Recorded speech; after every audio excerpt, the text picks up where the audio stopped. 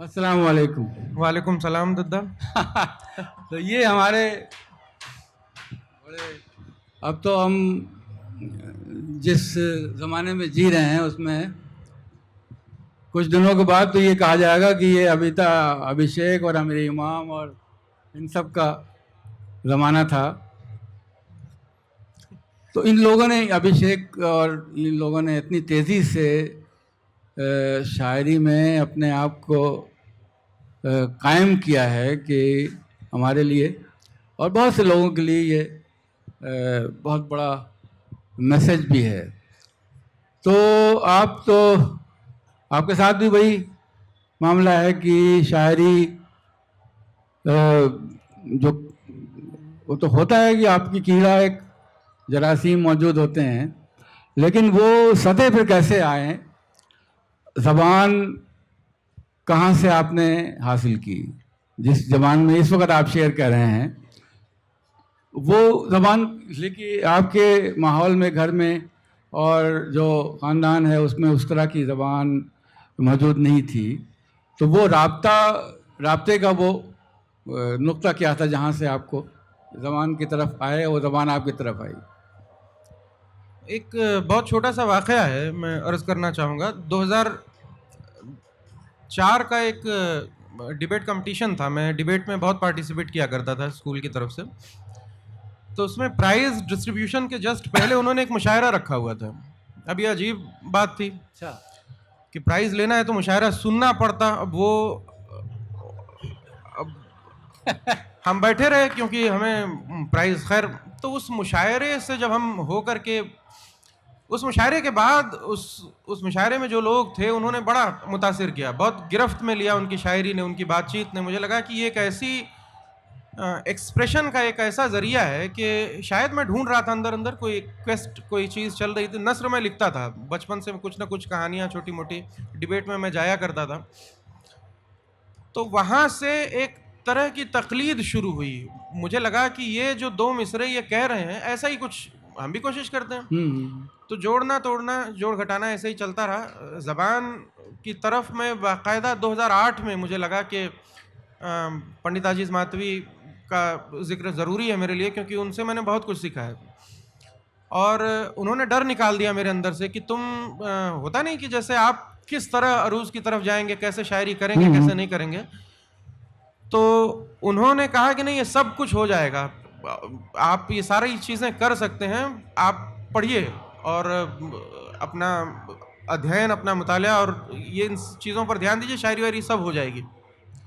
तो उसके बाद एक रास्ता मुझे मिला। फिर साथ ही ये मेरे सीनियर अमीर भाई, ये सारे लोग बैठे हुए हैं, इन सब से मैंने बहुत कुछ सीखा। और ये जो सारे ये नौजवान, अभिनंदन, ये इम्तियाज़, विपुल, ये सब, ये इतनी एक तहरीक जिस तरह से पैदा हुई, मैं इनसे सीखता सिखाता। आप हैं, आपकी नहीं, आप जब सरपरस्ती। शेर कहने शुरू किए हैं तो 8 साल तो हो गए होंगे। हाँ, 8 साल हो गए हैं तो उस वक्त तक तो ये लोग थे नहीं, ये तो थे। अभी 5 साल से आए हैं। ये तो तो उस बोलने वक्त के का आपका जो लखनऊ में आ गए थे, मैं लखनऊ में था। तो मतलब पहला जो आपको महसूस हुआ हो कि कोई ऐसा शेर जो मैंने कहा है कि इससे लगता है कि आप शायर हो सकते हैं, कुछ आपको याद आता है? ऐसा कोई शेर पर्टिकुलर, हालांकि एक शेर है, सुना देता हूँ आप लोग। नहीं, कुछ बोल भी खुलने चाहिए। वो बहुत धुंधला सा एक वाकया है। शेर तो कोई पर्टिकुलर, मतलब एक गज़ल, हमारे एक जानने वाले थे, उन्होंने कुछ मिसरे हमें साल भर में दिए, एक के बाद दूसरा तीसरा ऐसे। तो उन्होंने एक मिसरा दिया कि ज़ब्त की हद से ज़रा बाहर निकलने के लिए। जबकि ज़रा बाहर निकलने के लिए। अब इस मिसरे पे मुझे जहन मेरा इस पर आ गया कि मुझे इस पर गज़ल कहनी है। तो मुझे ध्यान आता है, मैं शायद 6 घंटे जूझता रहा इस मिसरे के साथ और 5-6 शेर मैंने कहे। तो उसने बड़ी खुशी दी, क्योंकि उसमें बहर की खामी नहीं हुई। मैंने बहुत ध्यान से जो कुछ उन्होंने बताया था, एक एक चीज़ करते हुए शेर कहा। हालांकि उसके बाद बहुत गलतियाँ की, वो एक बात है। लेकिन उसके बाद मुझे लगा कि हाँ, मेरा कॉन्फिडेंस बढ़ रहा है और मैं गज़ल कह सकता हूँ। ये 2008 के आखिर की बात है। नहीं, मतलब क्या चीज़ थी आपको जो ये आपको अंदर से कह रही थी कि आपको शेर कहने चाहिए। मेरे सारे जो काम मैं करता हूँ, लिखना पढ़ना, सबके पीछे मोहब्बत का बहुत बड़ा दखल है। मैं इसका एतराफ़ भरी महफिल में कर सकता हूँ, मुबारक कहीं हो। पर भी। क्योंकि मुझे लगता है कि वो एक ऐसी चाबी है ना, जिसने जाने कितने दरवाजे खोले हैं। और मुझे लगता है कि इंसान कोई ड्रिवन एक फोर्स होनी चाहिए उसके पीछे। और बिल्कुल। मेरे पीछे जो कोई एक फोर्स काम कर रही है, और मुझे लगता है कि ज़िंदगी भर जिसके सहारे मैं चल सकता हूँ, वो इश्क है, वो मोहब्बत है, और वो इंसान दोस्ती है। तो बस उसने एक जज्बा पैदा किया। फिर एक होता है किसी शख्स के लिए आप शेर कहते हैं, उसके बाद दुनिया के लिए आप वो काम करने लगते हैं, अपने लिए करने लगते हैं। तो एक से दूसरे रास्ते कनेक्ट होते गए। नहीं, एक तो ये है कि बहुत कोई इन्वॉल्वमेंट है आपका, उससे आपको कोई रोशनी मिल रही है और आपको कोई ताकत हासिल हो रही है। तो उस रोशनी और उस ताकत का इजहार और तरीके से भी हो सकता है ना। आप जैसे ये कहते थे कि वो खत पढ़ते थे, वो लिखते थे, तो वो भी तरीके हैं। तो क्या मतलब उसका इजहार शेर मतलब गज़ल की सूरत में, तो क्या कहीं कहीं कोई ऐसी चीज़ मतलब मौसीकी, कोई कोई लफ्ज़ों के दरमियान कोई ऐसा रब जो आपको लगता हो कि ये अच्छा लग रहा है शेर पढ़ के, कि कोई ऐसी चीज़ मिल रही है जो और ज़िंदगी में नहीं मिल सकती, आपको सिर्फ उसी जगह मिल सकती है?